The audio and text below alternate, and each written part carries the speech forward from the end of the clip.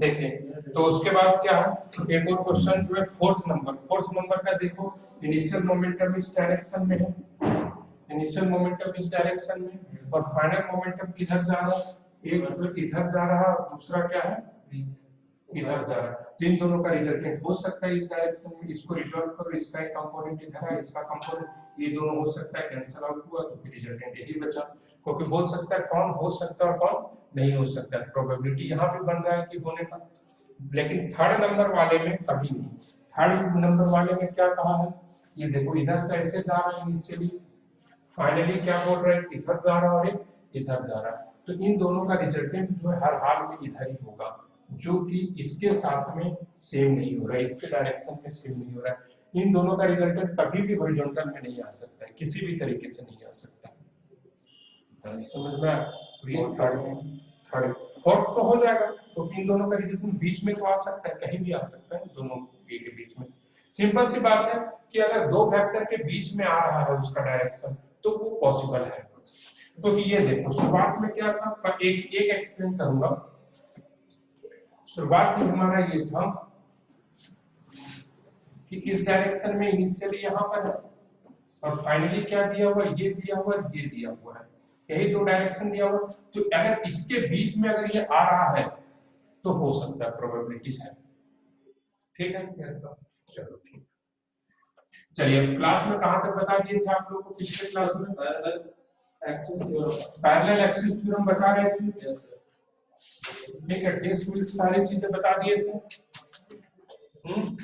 ऐसा बेस बताते हैं तो रिंग बताइए तो रिंग के बाद अब आपको लास्ट जो मैं पढ़ाया हूं लास्ट टॉपिक वो दिख रही है आप लोग। पैरेलल एक्सिस थ्योरम में हमने रिंग के बारे में बता दिया था, रिंग का क्या होता है। ठीक है, पैरेलल एक्सिस थ्योरम हम देख रहे थे,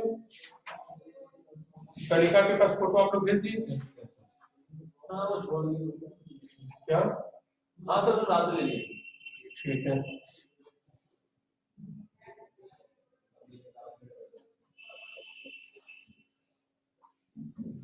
पैरेलल एक्सिस थ्योरम यही था। हिंदी में इसे हम क्या कहेंगे, समांतर अक्षों का प्रमेय।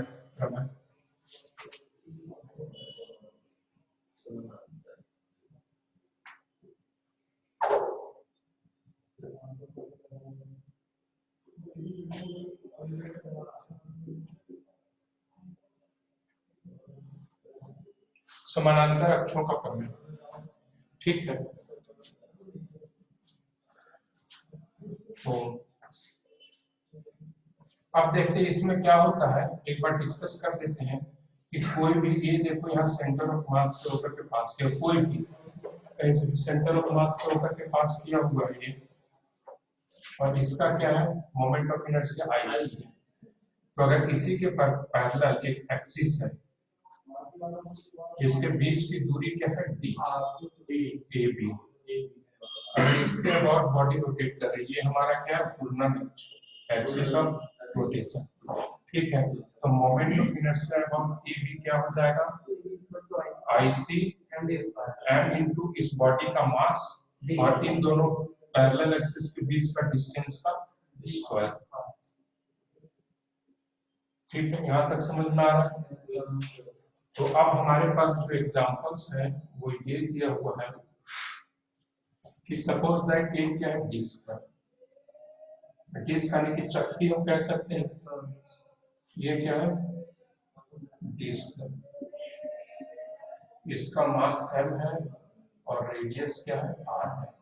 तो इसकी हमें बोला गया, ये तो हमें पता ही है, ये तो हमारा सेंटर से होकर के पास कर रहा है, तो इसके अबाउट तो मोमेंट ऑफ इनर्शिया हमें पता ही रहेगा हमेशा। लेकिन अब क्या बोला कि अब यहाँ से मोमेंट ऑफ इनर्शिया नहीं निकालना है, यहाँ से मोमेंट ऑफ इनर्शिया फाइंड करना है। ठीक है, जो एकदम कॉर्नर में r डिस्टेंस पर है। ठीक है, यहाँ से मोमेंट ऑफ इनर्शिया फाइंड करना है। ठीक है, इसके बाद ये हमारा क्या है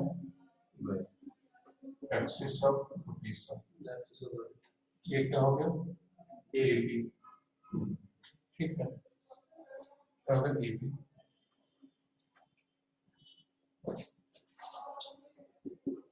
आई A B is equal to क्या हो गया I C plus M R square.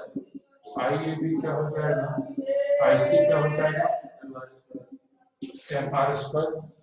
M R square नहीं M R square by two this है M R square by two M R square by two plus M R square. I A B क्या हो जाएगा 3/2 M R square चक्की का जब इसका tangent यहाँ किनारे से पास कर रहा होगा इसको परपेंडिकुलर लंबवत रहेगा किसके ऊपर ये चक्की के ऊपर वो क्या रहेगा लंबवत रहेगा। चलो फटाफट नोट डाउन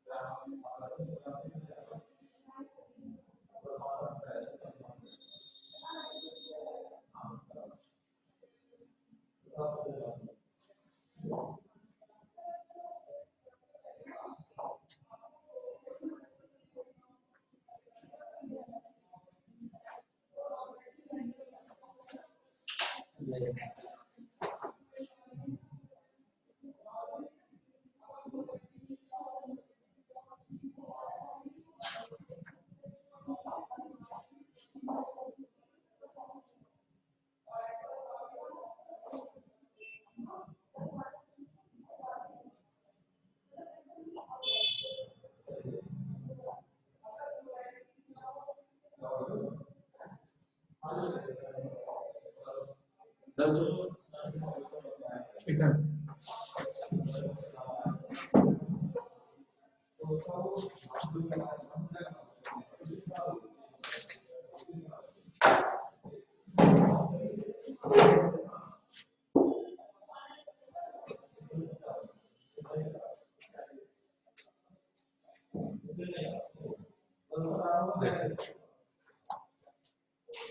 ये एक गोला है ठीक है।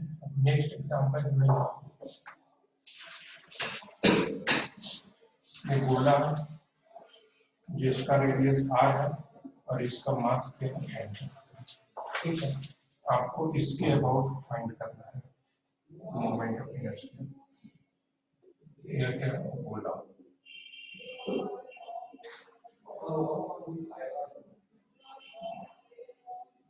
ये हमारा क्या है एक्सिस ऑफ रोटेशन। अब आपको फाइंड आउट करना है मोमेंट ऑफ इनर्शिया।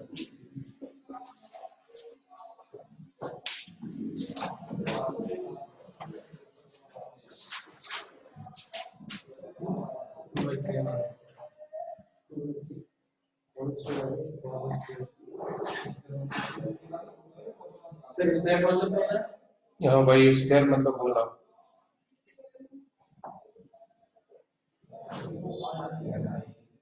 सर बोलो है सॉलिड।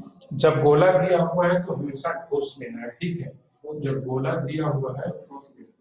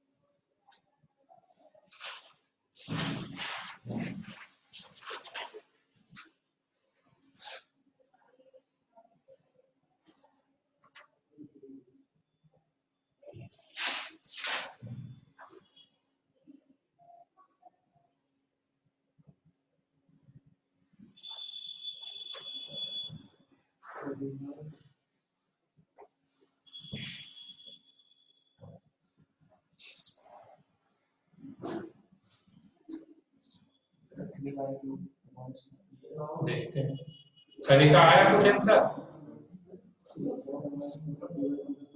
No, sir.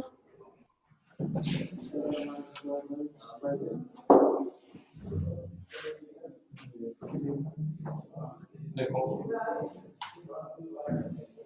इसमें क्या है, ठोस सॉलिड है, ठोस सॉलिड का मोमेंट ऑफ इनर्शिया क्या होता है? अभी आई भी लिखेंगे तो क्या होगा, IC प्लस F/d²। ठीक है, तो ये सेंट्रल एक्सिस से जो यहाँ पर है, इससे ये कितना दूरी पर है, यहाँ से यहाँ तक का डिस्टेंस कितना होगा, r तो होगा, r होगा, तो हम क्या लिखेंगे, IC कितना है, 2/5 mr² प्लस mr²। तो फिर क्या करना है, ये तो आ गया। तो फिर कितने, यही तो है आंसर, तो आप चेक करने गए 7/5 mr² हो गया। सिंपल डे स्क्वायर को लिखा है क्या डे स्क्वायर का फार्मूला आया है ना, ठीक है d² लिखना, ये तो फार्मूला है हमारा बेसिक से, यहाँ पर d जो तो क्या हो गया, r हो गया, दोनों पैरेलल एक्सिस के बीच का डिस्टेंस। अब हमें तो ये पता है, ये रोड देखो स्क्रीन के ऊपर आ रहा है, स्क्रीन पर आ रहा है कैसा, ठीक है सर इसी टाइप के आते हैं वो सब। इससे बर्थडे चल रहा है, इसी मतलब इसी तरह से रिलेटेड, थोड़ा आगे पीछे करते हैं। m मास है, लेंथ l, तो हम सबसे पहले ये इस बात को तो अच्छी तरह से जानते हैं कि इसके अबाउट सेंटर ऑफ मास के अबाउट अगर ये रोटेट करना तो इसके अबाउट मोमेंट ऑफ इनर्शिया कितना होता है, ml², और ये टोटल अगर लेंथ l है, और इसके अबाउट कॉर्नर के अबाउट अगर इसको हमने ए बी मान लिया तो IAB क्या होता है, ml²/3 होता है। तो एक बार में काम करते हैं, इस मेथड से हम ml²/3 लगा के देखते हैं। यहाँ पर लिख सकते हैं IAB, यहाँ से यहाँ तक पैरेलली डिस्टेंस इन दोनों के बीच में कितना है, तो IAB क्या लिखेंगे, सेंटर ऑफ मास के थ्रू कितना है, ml²/12 plus m into d² कितना है, l/2 का होल स्क्वायर। ठीक है, तो यहाँ पर क्या हो गया, IAB इक्वल टू क्या हो गया, ml²/12 प्लस ml²/4। तो यहाँ पर क्या होगा 12, यहाँ क्या होगा ml² प्लस ये कितना हो गया 3ml², तो कितना हो गया, फोर ml²/12, तो यहाँ पर कितना आ गया, ml²/3 आ गया, ml²/3 आ गया। तो देखिए इसी तरह से चीजें सॉल्व होते चली जाएंगी। ठीक है, इस साइड वाले को इधर वाले को हटाओ, ठीक है, इधर वाले को हटाओ,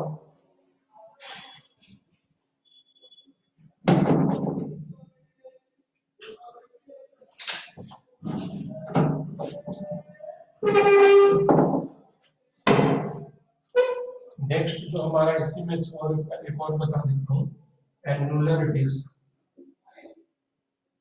एन्युलर डिस्क, ठीक है, आने की क्या होगा, छिद्रित चक्की, मतलब जो डिस्क है उसके बीच में दिख नहीं रहा है, एन्युलर नहीं दिख रहा, कनिका जो नहीं दिखेगा वो बोल दीजिएगा,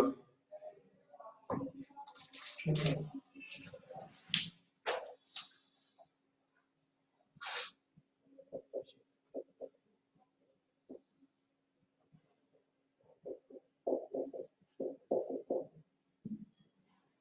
एन्युलर डिस्क, ठीक है,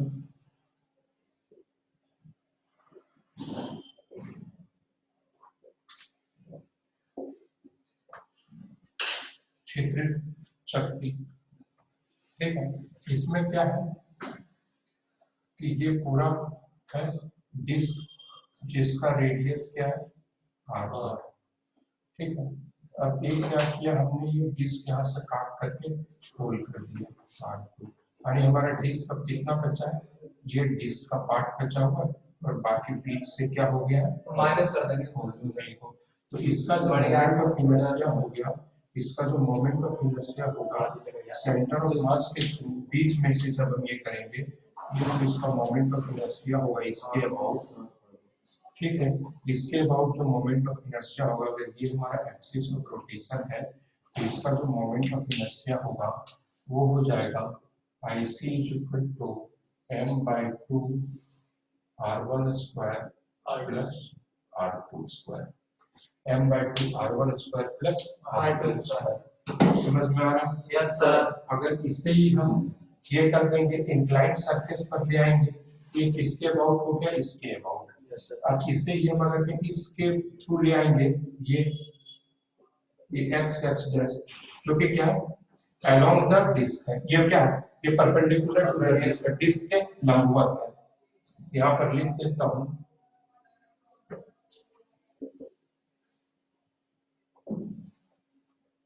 परपेंडिकुलर टू द डिस्क है, ठीक है। और ये क्या है, इसका लिखते हैं along the disc, along the disc, यानी क्या बोल सकते हैं इसको, व्यास खर्च, व्यास खर्च के लक्ष्य में है, ठीक है। ठीक है, इसका क्या हो जाएगा आप जानते हैं, कोई क्या m/4 हो जाएगा। हाँ, क्योंकि ये और ये दोनों मिल करके होता है, जैसे हम इसको उसमें निकालते थे, तो इसका जो हो जाएगा Ixx जस्ट जो हो जाएगा वो हो जाएगा m/4 r1 square r2 square, m/4 r1 square plus r2 square, ठीक है, m/4 r1 square plus r2 square. चलिए दोनों को नोट डाउन कीजिए फटाफट।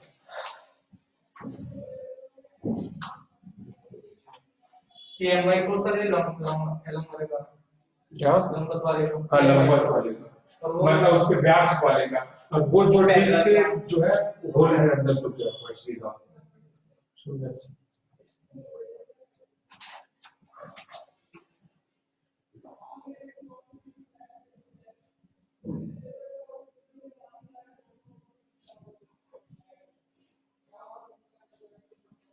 समझ में आ रहा है यहाँ तक? Yes sir.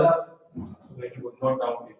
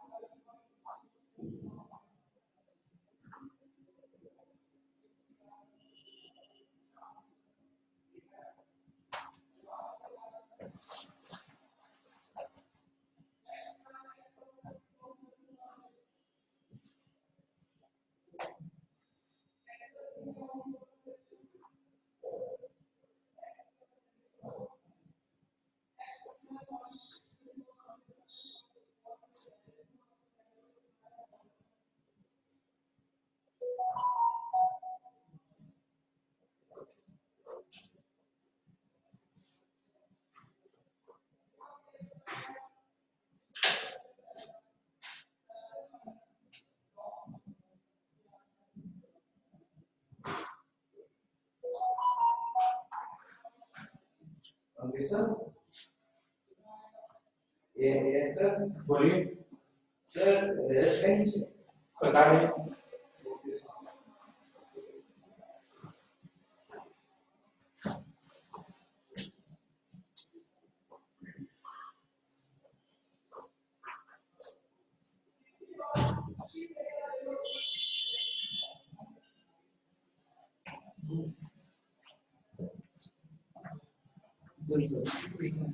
हुआ या नहीं हुआ, बोले कोई नोट कीजिए भाई, इधर ही खड़ा हूँ।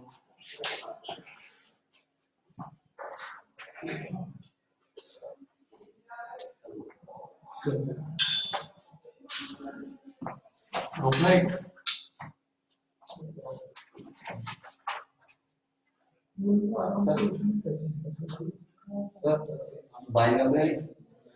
अब ये चीज मैं नहीं जानता हूँ, नहीं ये चीज तो मैं वो सर से पूछूं यार, इसमें आने के पहले मैं पूछ तो लिए सर से।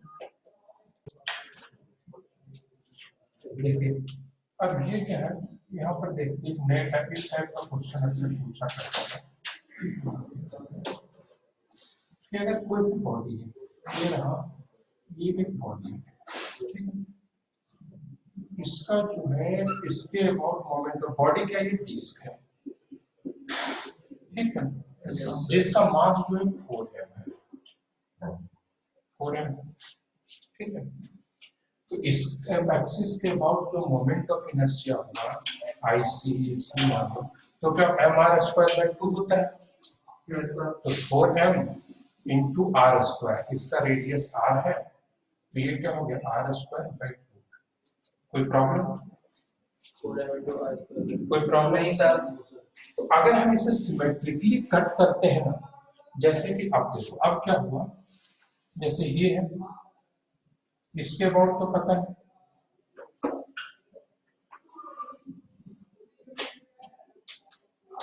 इसके अबाउट ये, अब हम इसे सिमेट्रिकली कट करते हैं, ठीक है? सिमेट्रिकली कट करने का मतलब क्या हुआ, यहाँ से ये रहा, ये हटा दो, 1/4 इससे हटा दिया, ये रिमूव कर दिए इतना पार्ट, ठीक है? इतने पार्ट को हमने क्या किया, रिमूव कर दिया, हटाया, और अब इसका मास क्या बचा, तो अब इसका जो मोमेंट ऑफ इनर्शिया होगा वो कितना होगा, वो भी सेम वही फार्मूला लगेगा कि सर डिस्क में पहले इसके निकाल दें, इसके माइनस माइनस करने का कोई जो जहां कर दो उससे कोई प्रॉब्लम, सिंपल सा जितना मास है इसमें भी वही फार्मूला लगेगा, इसका भी जो IC जो होगा, इसका रेडियस r है, तो इसका भी क्या हो जाएगा mr²/2, लेकिन यहाँ पर m = कितना होगा, 3m, क्योंकि 4m पूरा का बस एक हिस्सा का 3m, तो इसका जो मोमेंट ऑफ इनर्शिया होगा 3m × r²/2, यानी कॉन्सेप्ट क्या है कि सेम वही फार्मूला लगेगा, ठीक है?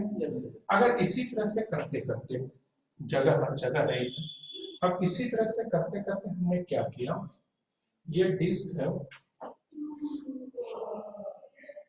ये डिस्क है, अब इसमें से क्या कर रहे हैं, इतने को बचने देते हैं, बाकी सबको हटा देंगे, तो एक तरह से बोले एक बचा हुआ है, तो अब ये किसका पार्ट बन रहा है, किसका नहीं, डिस्क का ही बन रहा है, क्या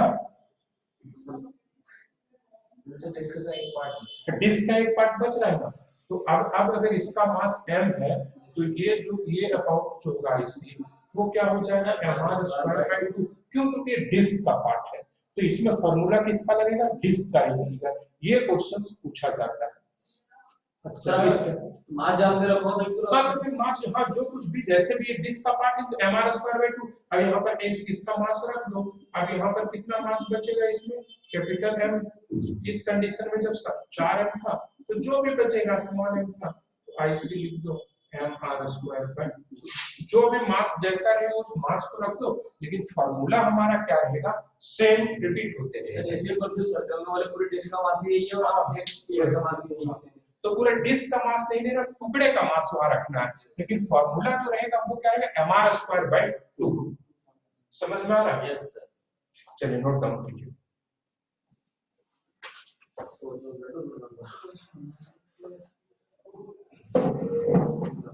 पहले नोट डाउन कीजिए,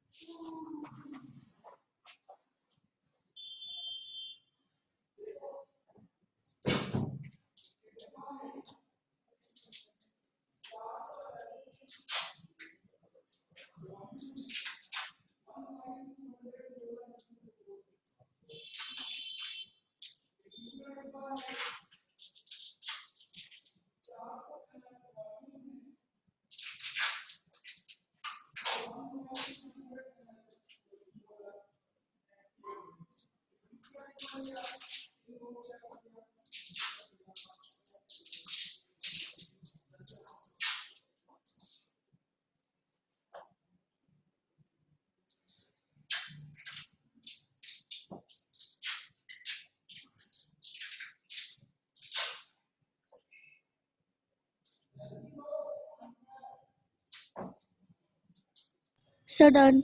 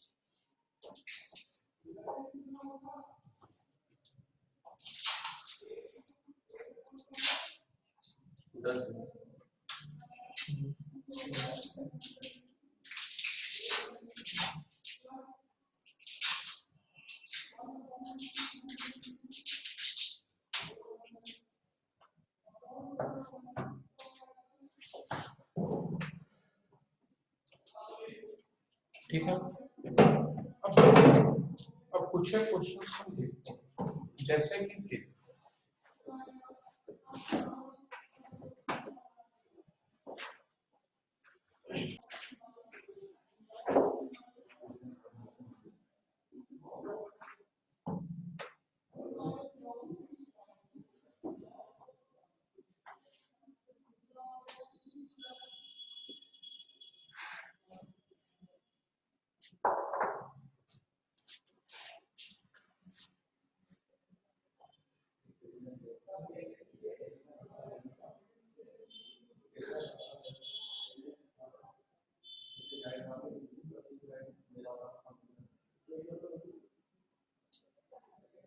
ठीक है, ये सारा का सारा मान लो कि डिस्क है, ठीक है, नहीं चकती है, सबका मास m है और रेडियस क्या r, ठीक है। नहीं, चकती रखने से गड़बड़ होगा, रखो इसको स्फीयर रखो, स्फीयर स्फीयर आने की गोला, ठीक है, गोला मास m है और रेडियस r है। तो ये जो इससे के थ्रू होकर के एक पास कर रही है, इसके अबाउट जो है मोमेंट ऑफ इनर्शिया फाइंड करो, ओमेगा इसके अबाउट क्या कर रहा है, घूम रहा है, तो इसके अबाउट जो है मोमेंट ऑफ इनर्शिया फाइंड करो, इस लाइन के अबाउट, इस एक्सिस के अबाउट इसका मोमेंट ऑफ इनर्शिया क्या होगा। ये देखो, ये सेंटर है, ये सेंटर, ये यहाँ पर टच करके जा रहा है, समझे। जब भी नॉर्मल गोला दिया हुआ है, खोखला गोला नहीं दिया हुआ है, सिर्फ गोला लिखा हुआ है, तो हम उसे कैसे कंसीडर करेंगे, सिर्फ गोला लिखा हुआ हो, सिर्फ अगर गोला लिखा हुआ हो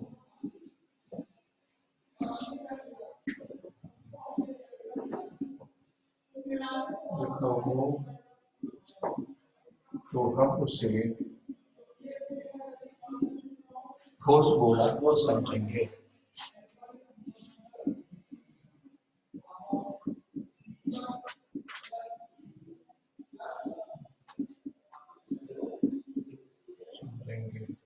ठीक है, अगर सिर्फ गोला लिखा हुआ है तो हम उसे क्या समझना है, ठोस गोला समझना है, ठीक है। चलिए तो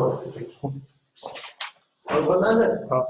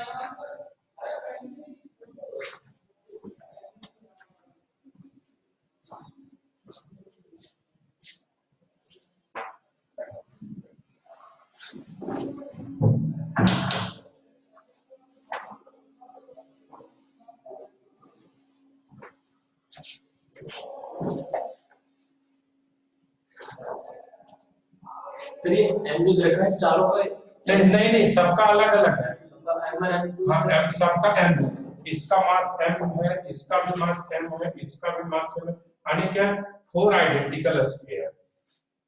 ठीक है, 4 सेम मास और सेम रेडियस का स्फीयर है। तो एक का फाइंड कर ले चारों का है। अब ये तो देख लो, ये तो हमें क्या, तुम यही बता देना, तो तुम क्या सॉल्व करोगे।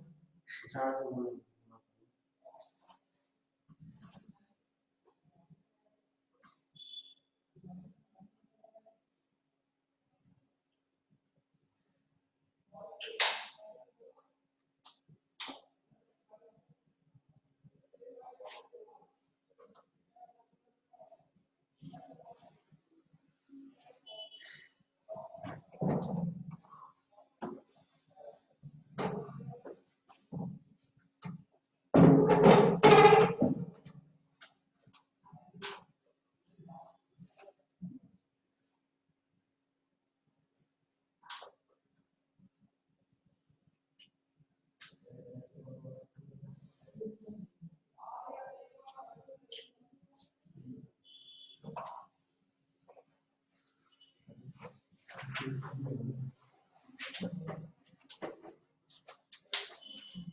देखिए देखो इधर क्या है, देखो इसमें जो है इस वाले में और इस वाले में ये कहां से पास हो रहा है, सेंटर से पास हो रहा है।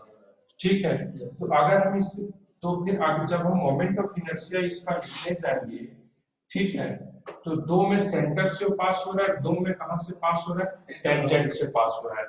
दो में सेंटर से पास हो रहा है, दो में टेंजेंट से पास हो रहा है।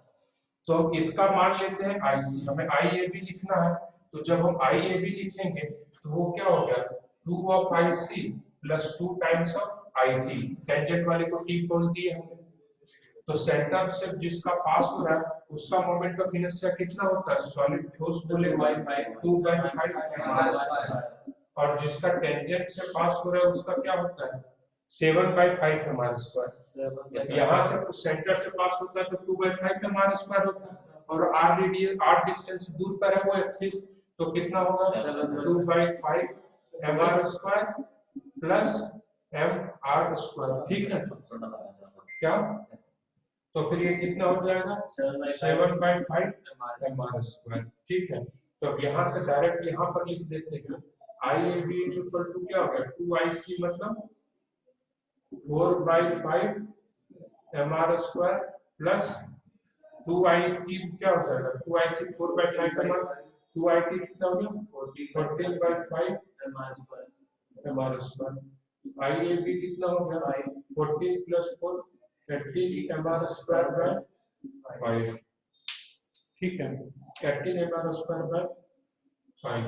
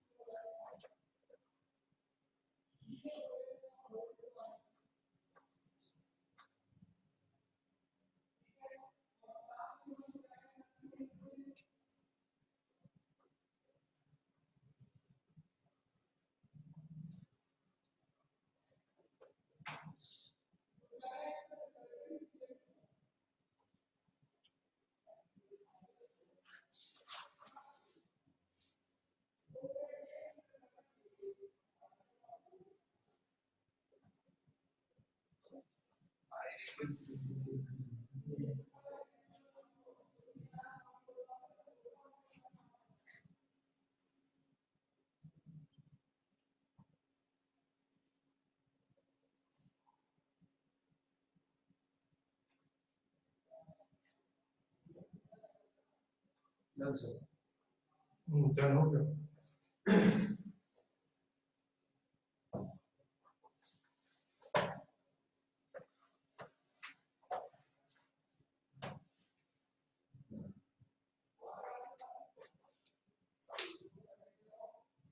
इस टाइप के कोई भी क्वेश्चन होंगे तो आसानी से सॉल्व हो जाएगा। यस सर, यही सेम क्वेश्चन दे दूं डिस्क का। यस सर, ठीक है, तो डिस्क का देखो, डिस्क क्वेश्चन आएगा। इसको हटाता हूँ,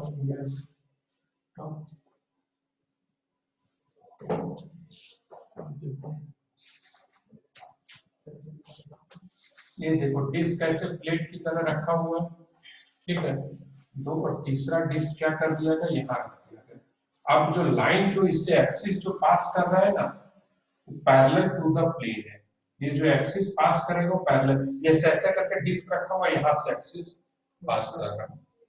यहाँ पर थोड़ा सा वेल्डिंग कर दी, यहाँ पर ऐसे ऐसे ऐसे सब घुमाने लग गया। समझ में आ रहा है? एक ऐसे प्लेट रखनी है, एक ऐसे प्लेट रखनी है, उसी के ये क्या है, पैरेलल सेंटर है। हाँ, पैरेलल टू द प्लेन, सिर्फ सेंटर से नहीं, पूरा प्लेन से ही होकर के जाएगा। भाई जैसे यहाँ एक डिस्क चिपका दो, यहाँ एक डिस्क, यहाँ उसको ऐसे करके लाओ। ये एक्सिस जो है प्लेन ऑफ डिस्क के प्लेन से होकर के जा रहा है, पैरेलल है, परपेंडिकुलर नहीं है। क्योंकि तो परपेंडिकुलर हम कैसे लेंगे, अब आप खुद सोच करके देखिए।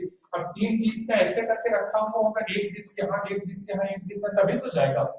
और वो कैसे करके प्लेन के ऐसे, हमने ऐसे करके नहीं रखा है कि परपेंडिकुलर होगा, ठीक है। तो पैरेलल टू द प्लेन है, तो अब सबका मास जो आइडेंटिकल है, सबका m मास है और रेडियस r है। तो अब आपको फाइंड करना है, ये एक्सिस ऑफ रोटेशन है, तो अब आपको moment of inertia about AB find करना है। Moment of inertia about AB find करना है। AB फाइंड है, हां, इस एक्सिस के बाद मोमेंट ऑफ इनर्शिया फाइंड कीजिए।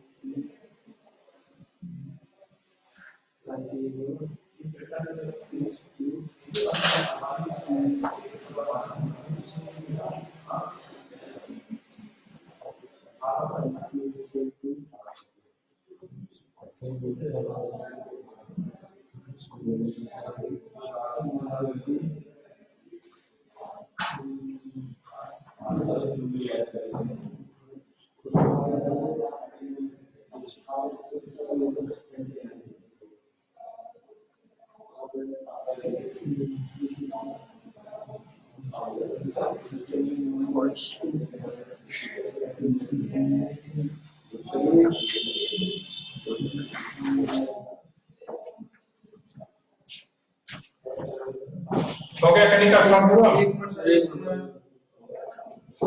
एक मिनट सर। सही।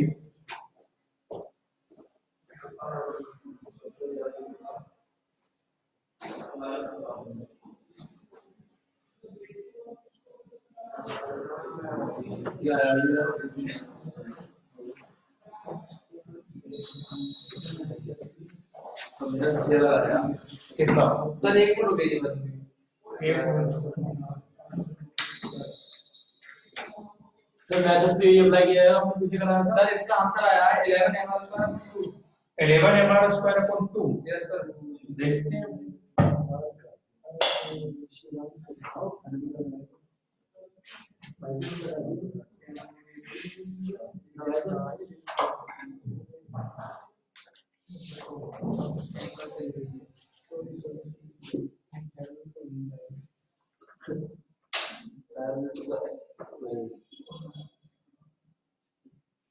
देखो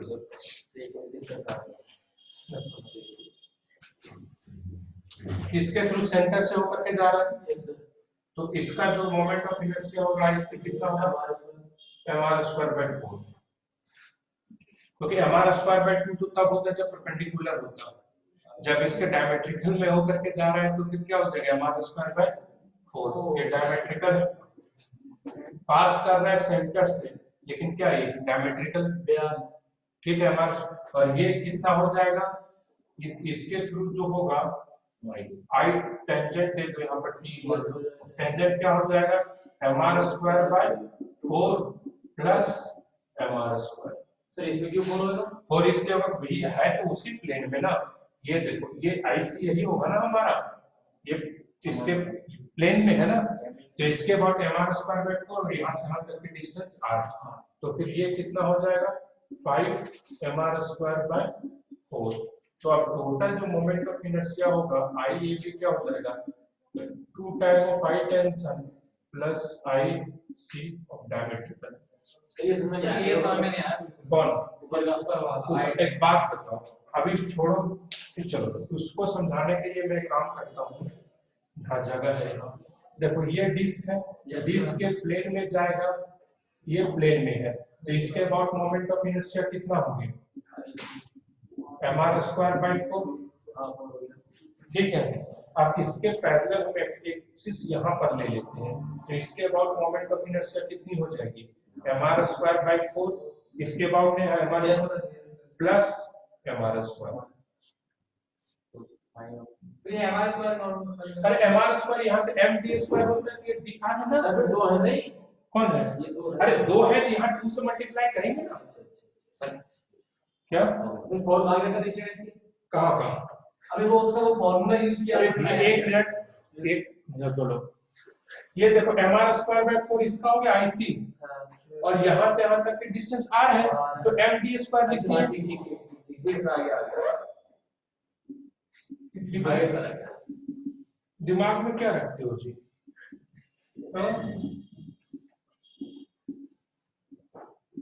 ठीक है आप समझ में आया, ठीक है। तो यहाँ पर आई ए बी क्या लिखते हैं, अब देखो हमने एक का निकाला लेकिन ऐसे 2 हैं, तो हम इसको 2 से 2 आई टी क्या गया 2 into 5 by 4 mr square plus I C D क्या रख देंगे, आई सी डी हमारे पास है mr स्क्वायर बाय 4, तो कितना हो गया I A B is equal to 5 into 2 10 और 11 mr स्क्वायर बाय 4, मेरा 11 mr स्क्वायर बाय 4।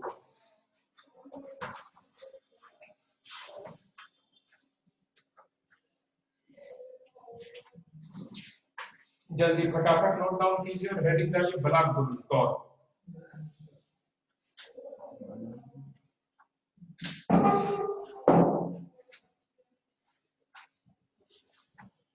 सर कौन में अगर कौन में आप किस टाइप का क्या कौन में है तो नहीं है खाली सब बोले और उसमें आया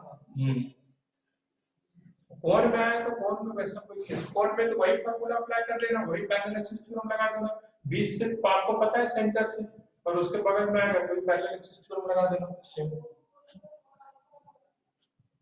वैसे भी क्वेश्चन सॉल्व कीजिएगा तो पता चलेगा।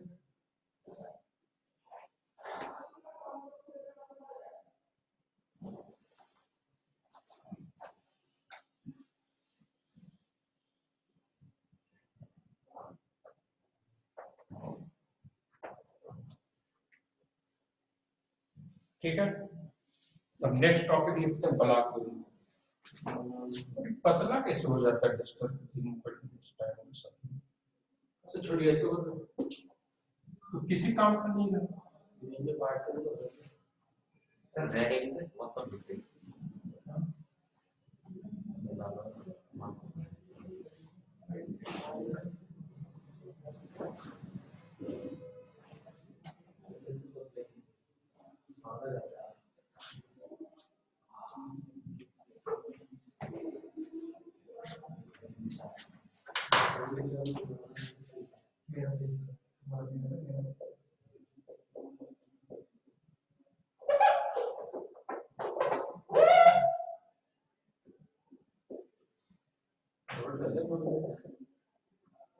ब्लॉक, ठीक है। ब्लॉक हिंदी में इसे हम क्या कहेंगे, टॉर्क। टॉर्क क्या होता है, फोर्स इनटू परपेंडिकुलर, इसको हम बोलते हैं मोमेंट ऑफ फोर्स भी कहते हैं, ठीक है। मोमेंट ऑफ फोर्स यानी फोर्स का इफेक्ट, ठीक है, जैसे कि देखो मोमेंट ऑफ फोर्स क्या है, जैसे एक दरवाजा कनिका नहीं दिखेगा क्या, दरवाजा धक्का देंगे। अब 2 न्यूटन जो है, हम 2 न्यूटन यहाँ पर सबसे किनारे में धक्का दिए तो आसानी से खुल जाएगा। 2 न्यूटन जहाँ इसका लगा हुआ क्या कहते हैं उसको, पेज या कब्जी जो भी कहते हैं कब्जी, ठीक है, उस वहां पर लगाएंगे 2 न्यूटन तो होगा क्या, ये बहुत ज्यादा फोर्स। तो इसमें क्या होता है कि इसमें रहता है, इसका फार्मूला होता है फोर्स इनटू परपेंडिकुलर डिस्टेंस। हाँ, जहां से हम एक्सिस को लेते हैं, जिस पॉइंट से मारते हैं वहां का परपेंडिकुलर डिस्टेंस। जैसे कि देखो मान लो कि यहाँ पर क्या है, वो हिंज है, यहाँ पर पेंच लगा हुआ है, ठीक है, यहाँ पर पेंच लगा हुआ है और यहाँ से देखो ये परपेंडिकुलर डिस्टेंस पर हमने फोर्स यहाँ F लगा दिया, तो क्या इसका परपेंडिकुलर डिस्टेंस ये R नहीं होगा, R नहीं होगा, ठीक है। R कैसे, ये परपेंडिकुलर डिस्टेंस कहाँ है, परपेंडिकुलर डिस्टेंस है क्या, परपेंडिकुलर लंबवत कौन बनेगा, ये दूरी जो है ये लंबवत बनेगी, ये परपेंडिकुलर डिस्टेंस है। तो ठीक है, तो अगर F और R के बीच का एंगल यहाँ पर थीटा है तो ये भी एंगल थीटा हो जाएगा, तो ये क्या हो जाएगा, R sin थीटा, ठीक है। तो यहाँ पर टॉर्क इज इक्वल टू क्या लिखेंगे, force into R sin theta, या तो हम लिखेंगे torque is equal to force into perpendicular distance. अब सारी चीजें लिखवाता हूँ, पहले लिखिए डिफिनेशन लिखिए।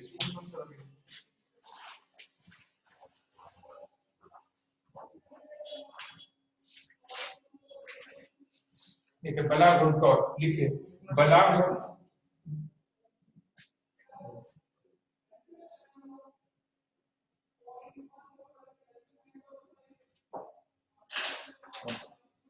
लिखिए, बलाग और घूर्णन गति में, बलाग और घूर्णन गति में, बलाग और घूर्णन गति में बल के जैसा है, बलाग और घूर्णन गति में बल के जैसा है, तथा बल की प्रवृत्ति को प्रदर्शित करता है, तथा यह बल की प्रवृत्ति यानी मोमेंट ऑफ फोर्स बल की प्रवृत्ति को प्रदर्शित करता है।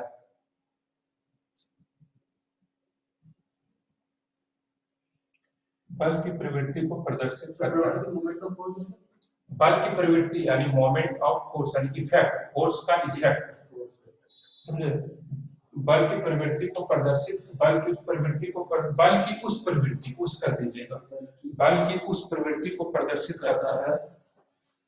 करता है जो किसी वस्तु पर आरोपित हो, जो किसी वस्तु पर आरोपित हो, जो किसी वस्तु पर आरोपित हो और उस वस्तु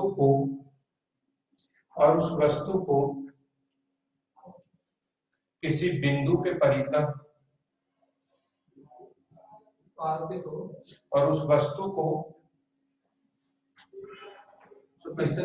परितः यानी चारों ओर, किसी बिंदु के परितः यानी उसके किसी बिंदु के परितः यानी किस बिंदु के चारों ओर, किसी बिंदु के परितः घुमाता हूं।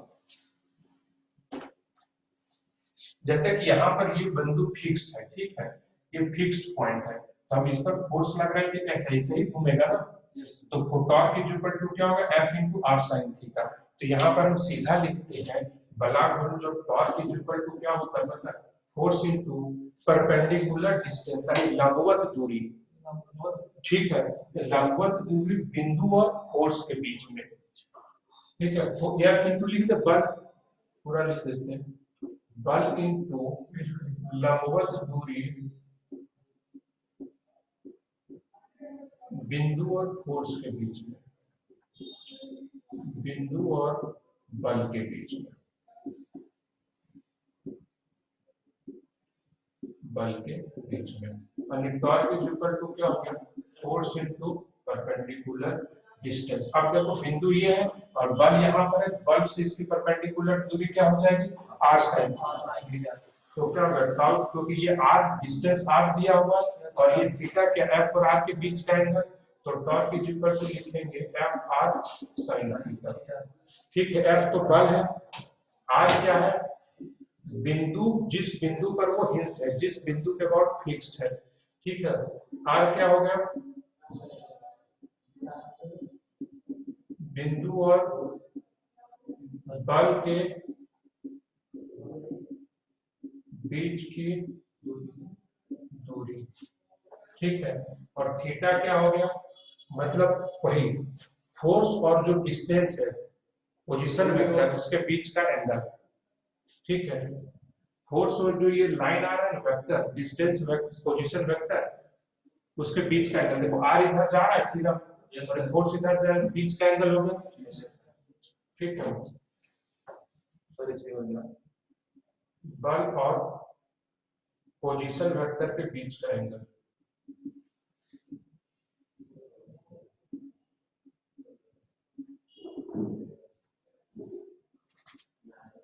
के बीच का कोण, ठीक है। फोर्स इज इक्वल टू, अब इसे जब हम वेक्टर फॉर्म में, क्या स्पीकर लग जाता स्पीकर गिर जाता आप लगे अच्छा सीधा कर दीजिए सुन ले, अब क्या है, इधर इधर दिख रहा है, सर ठीक है।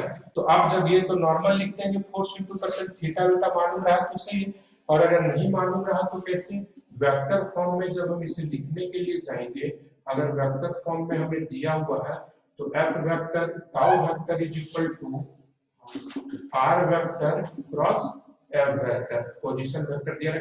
अब देखो आर वेक्टर स्मॉल आर में भी दे देगा तो उतना कोई लफड़ा नहीं, हमने रिप्रेजेंट किया आर वेक्टर, ठीक है।